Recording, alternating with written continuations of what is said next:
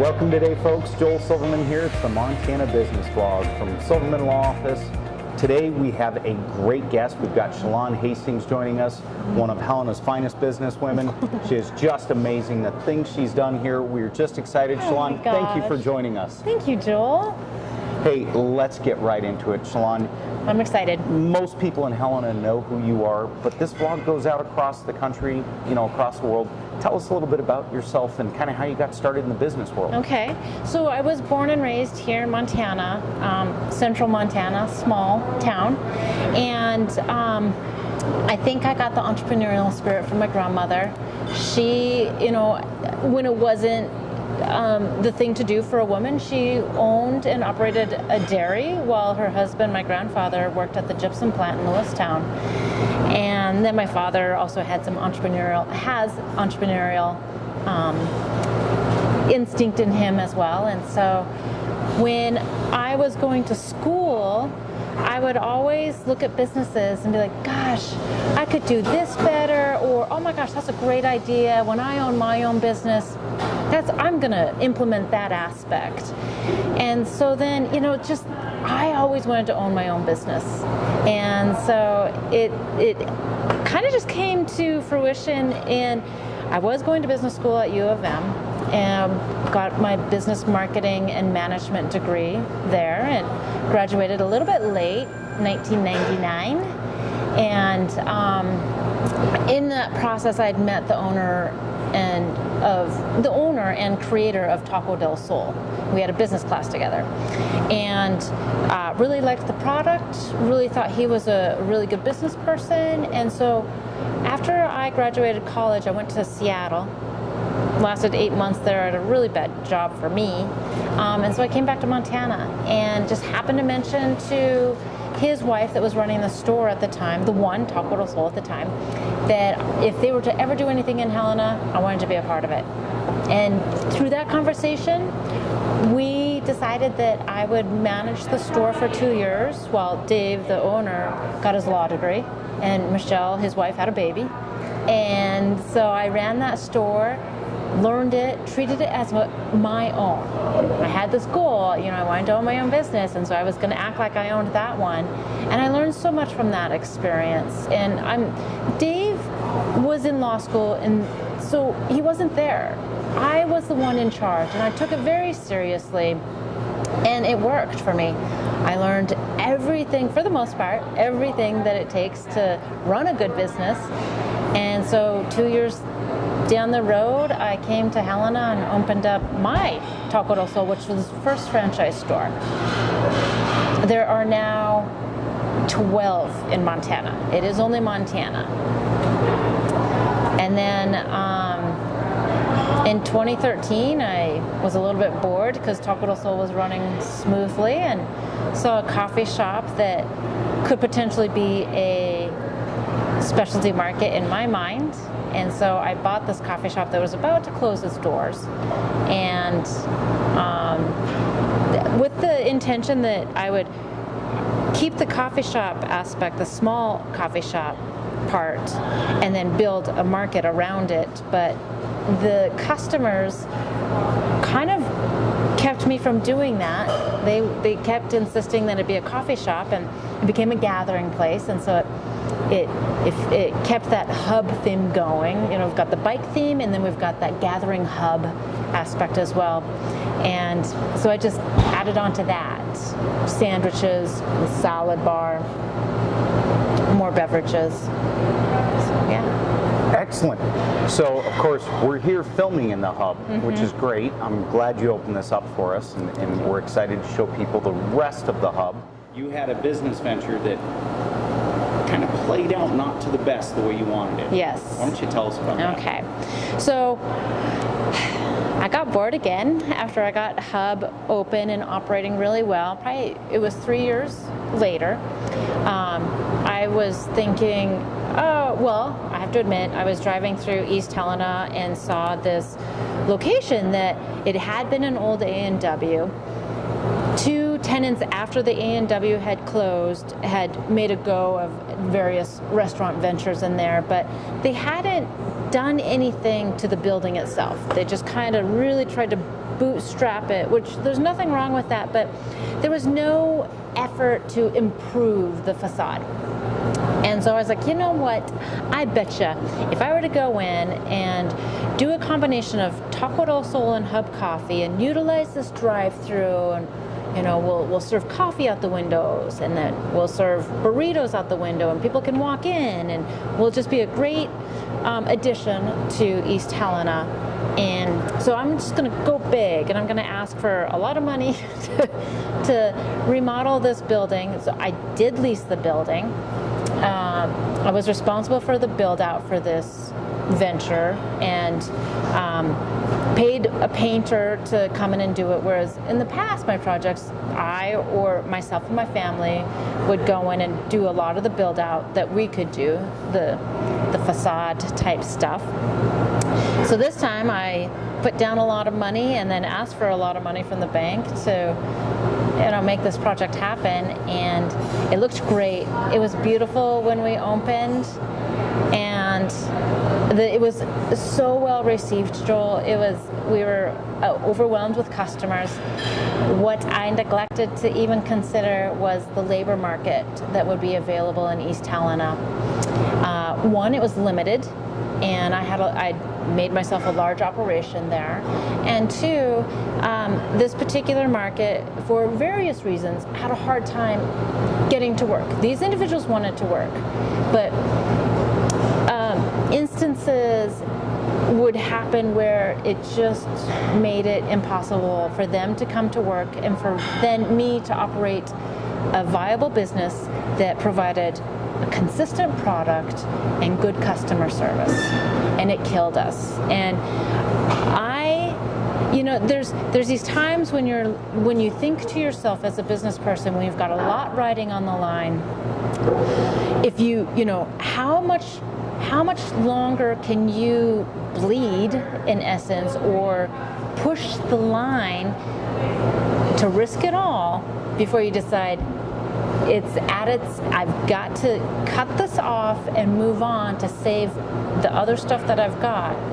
And I struggled with that decision, and I put it off for as long as I could, and my concern for my two downtown businesses far outweighed the financial constraints that I would face in closing this venture and trying to make good on that loan that I had taken out, a significant loan.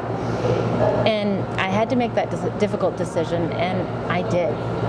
And I have to admit, once that happened, my life, my emotional well-being, my consideration of myself as an entrepreneur tanked. The last 2 years, up until about, maybe 6 months ago, have maybe been the worst of my business life. And I've had some trials and tribulations, but it's been a long time coming since I felt comfortable again in calling myself an entrepreneur.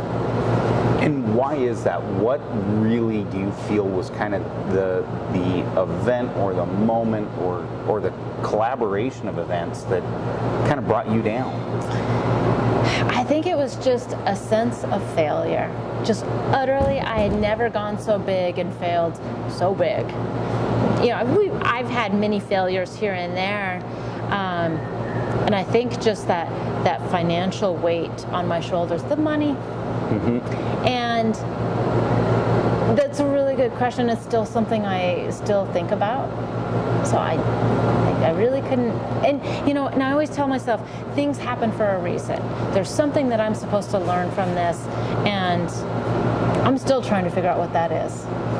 What are some of the nuggets that you can take away in looking back that you would love to be able to give to people so that they can learn through your experiences? Right.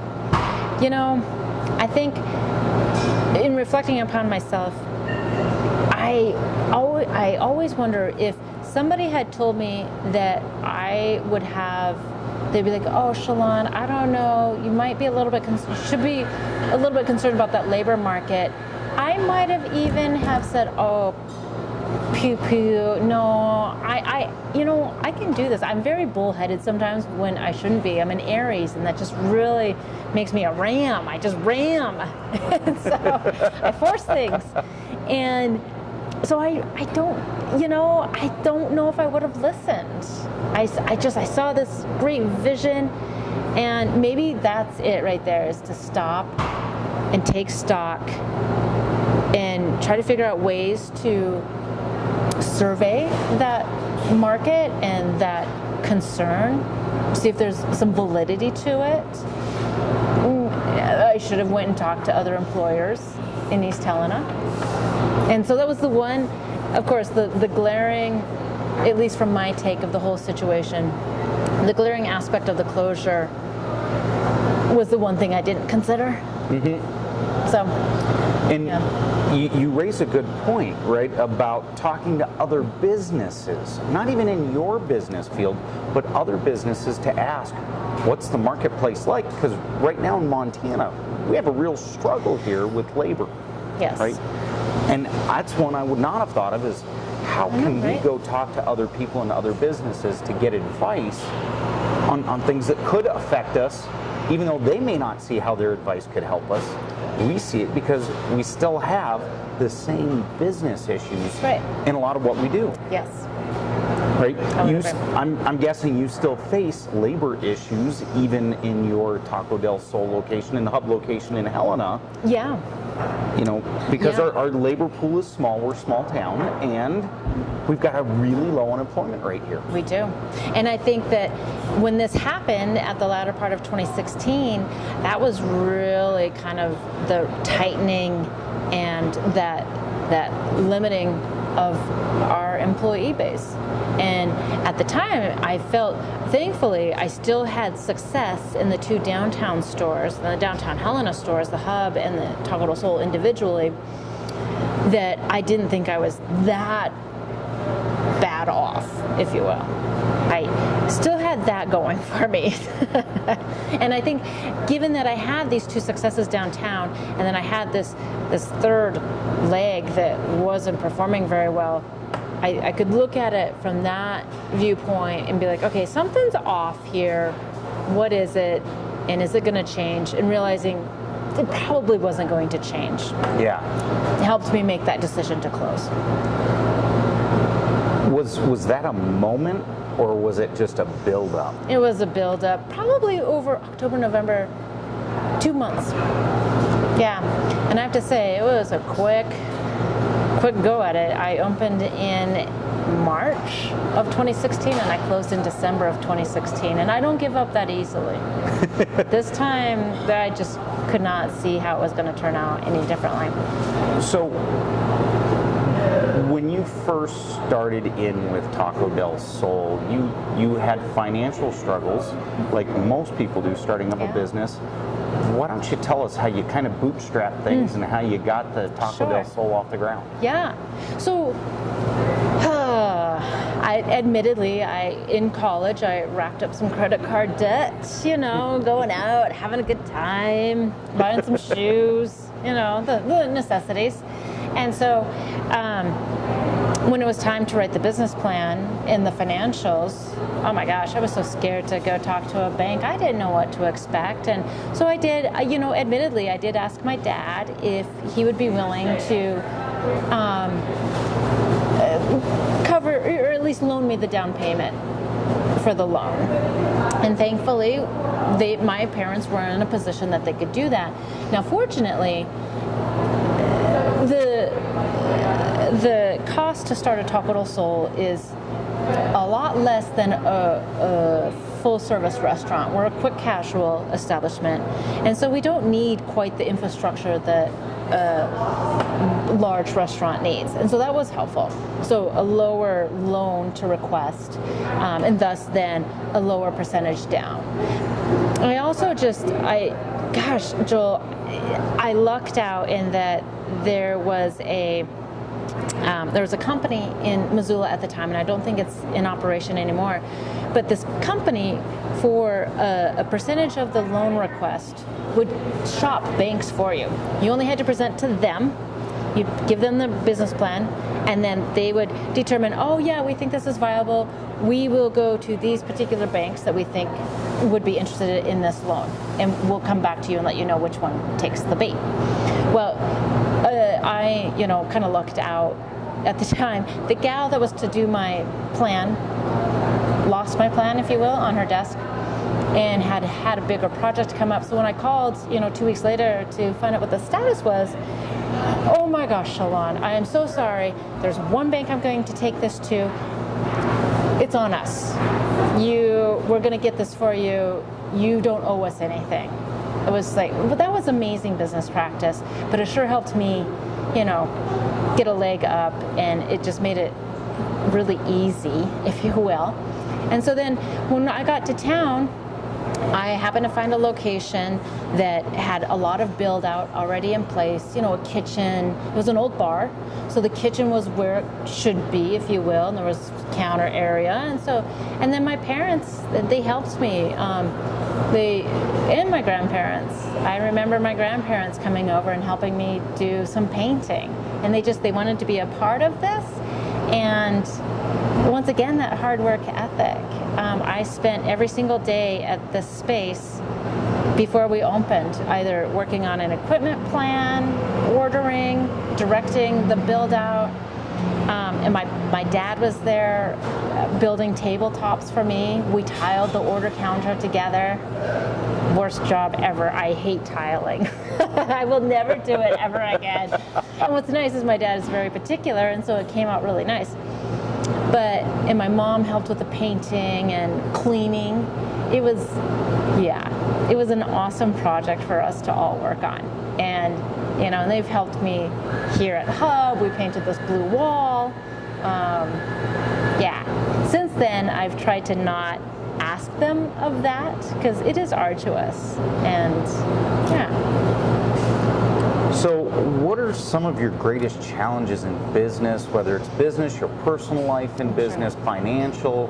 What are some of those greatest challenges you faced, and what were some of the real keys to get over them? So one that really comes to mind is, and I'm sure all of us probably go through it, and it's burnout. Straight up burnout. And mine happened right at the financial meltdown in 2009. We had a closure of Taco del Sol due to a flood that, in my mind, when I walked into the flood and the cleanup is happening, I'm like, oh, we'll be closed for a week. Due to unforeseen circumstances, we were closed for 3 months. And that, for whatever reason, just mentally just took me down so many different notches. And so there was a financial, weight of that meltdown. We had less customers, and then we're closed. And I felt useless, I think, is what was going on. So then I, quite frankly, latched onto this idea that I wanted to learn the grocery market business, and an individual in Butte that I had consulted for on a Taco del Sol was opening a market. So I, quite frankly, just handed over my business to my manager at the time, who I thought I could trust.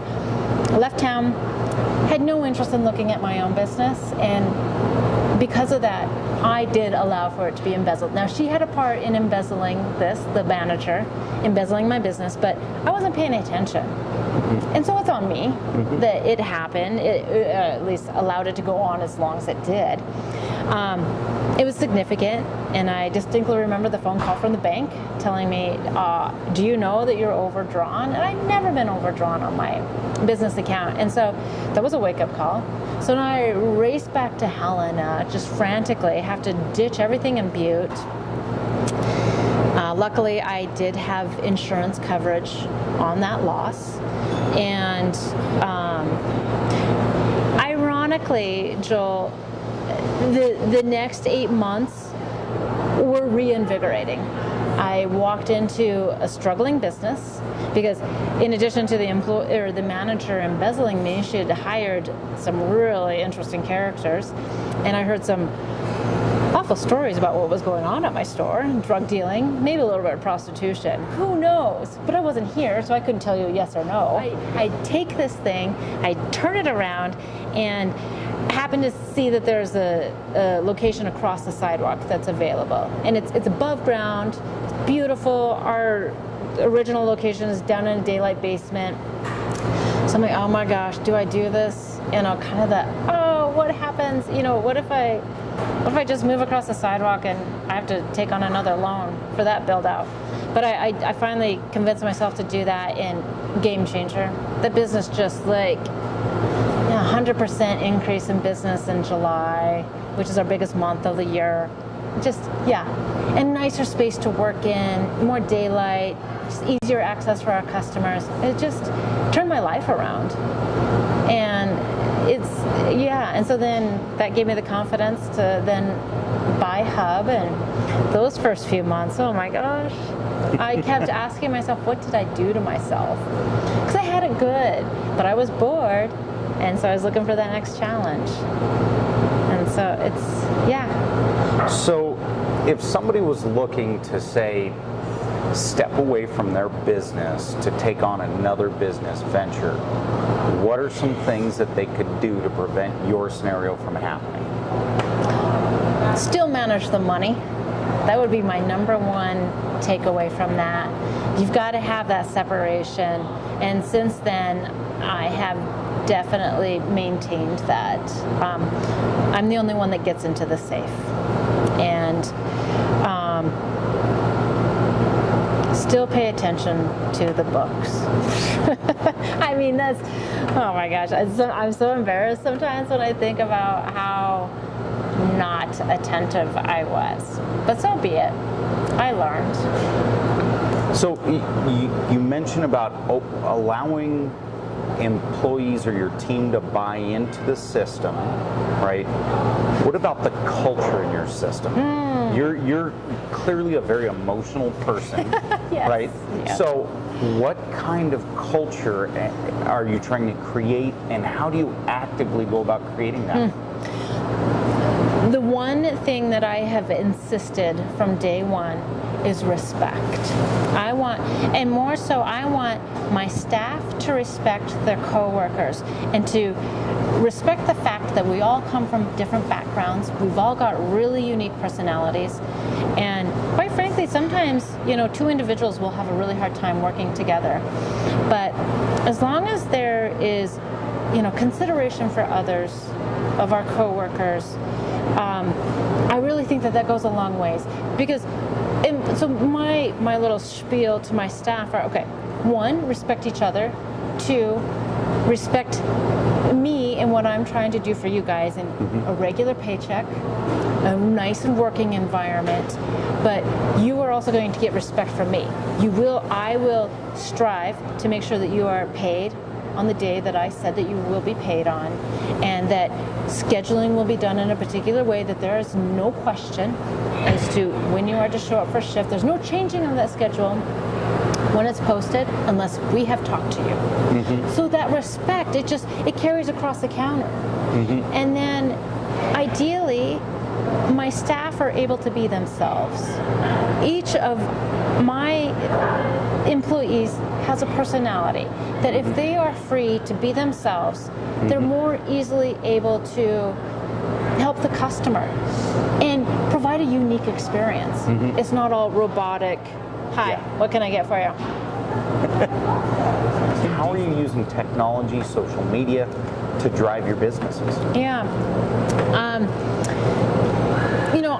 I have to admit, when Facebook was first kind of being talked about in the magazines, I was just like, oh my gosh, that is so narcissistic.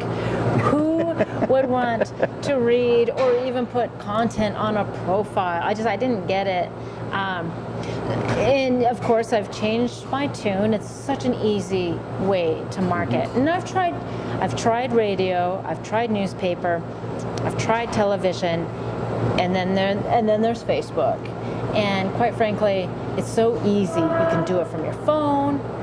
You can just whip out something really quick, take a photo, cute caption, And then, of course, I'm a late comer to Instagram, but my staff, that's another. I just farm this stuff onto my staff, and they love doing it. They love taking photos and getting creative with it, as long as they don't spend too much time on it. I make my staff do it. And I'll jump in here and there if I see an opportunity to promote something. And what we like to do is, in addition to our own products, we like to promote community events and help out our nonprofits by using our pages as a platform to get the word out. And I'm pretty happy with last year. Both Taco del Sol and Hub went viral with a post, and I didn't think it would go viral. I wanted to be kind. There was a fire out in Montana City, a wildfire, and it was threatening some homes, and that was really scary. And I was thinking to myself about how, like, all of a sudden your life is upended. You are not able to go home, or you are rushed out of your house because you are supposed to get away from this fire and under evacuation notice. And so I put out on both pages the same message. We're sorry that this is happening. Please come to Taco del Sol for lunch or dinner. Mention that you are an evacuee, and we've got you covered. You do not pay for that meal. And then the same was for Hub Coffee. Come in for coffee or breakfast or lunch. We've got you covered. And, it'll be one less thing that you have to think about. Now, give it. I was hoping that some people would take advantage, and there are a few. But Joel, the community loved that kindness so much. It was talked about, it was shared thousands of times. Each post had 50,000 views, which is the population of Helena. Yeah. And I was blown away, and I think, and it's a reminder, people want compassion and kindness. And I have a voice here in this little community due to owning two businesses. And one of the things that I always try to do is use it for good. So what are some of the biggest hurdles you see in the next 10 years if you were to kind of look across your landscape, whether it's Taco del Sol, the Hub, your new guiding venture? What do you think those biggest hurdles are going to be over the next 10 years? Labor. Straight up labor. And here in Montana, and I don't know if this is the case elsewhere, but we have this large baby boomer generation that has expanded all of these industries, and they are the employees in these industries, and they're exiting. And then the smaller Gen Xers and Gen Y, us, we're a smaller group because they didn't have as many babies as the baby boomers' parents did. So there's fewer people. Technology can help with a little bit of that, but my gosh, hospitality, yeah, there's some ways that technology can take a person out of that equation, but I'm uncomfortable with that. I think that both of my businesses have done well because of that personal interaction. And if we're going to Mm-hmm. lean on technology to help with that, you've lost that intimacy. And that kind of stresses me out. And then we're struggling with, the differences between a Gen X person such as myself and the millennial, and and those differences, and I respect that they've been brought up differently. And so one of my challenges is, how do I guide my managers in how to manage these individuals, or how do I make these millennials managers at the right time, where they've gained enough experience to then be able to perform the job well for themselves and then for the company, of course. So that's, it's the labor market. It's my main concern. It stresses me out. Well, and clearly because you've already had some issues with one of your business ventures. Right, exactly. So, now, I know you're a bit of a reader, so what are some of the things that you have read that you'd recommend to businessmen and women out there to help them kind of boost their careers or their businesses, kind of like you've had. Yeah. You know what? The one that I always go to, and I will read cover to cover, and it's a magazine. It's Entrepreneurship magazine, and it's motivating. It's inspirational. It reminds me that I am an entrepreneur. It's awe-inspiring. I read some of these stories of some people, of other entrepreneurs who, quite frankly, reading their story, I would think I would have given up.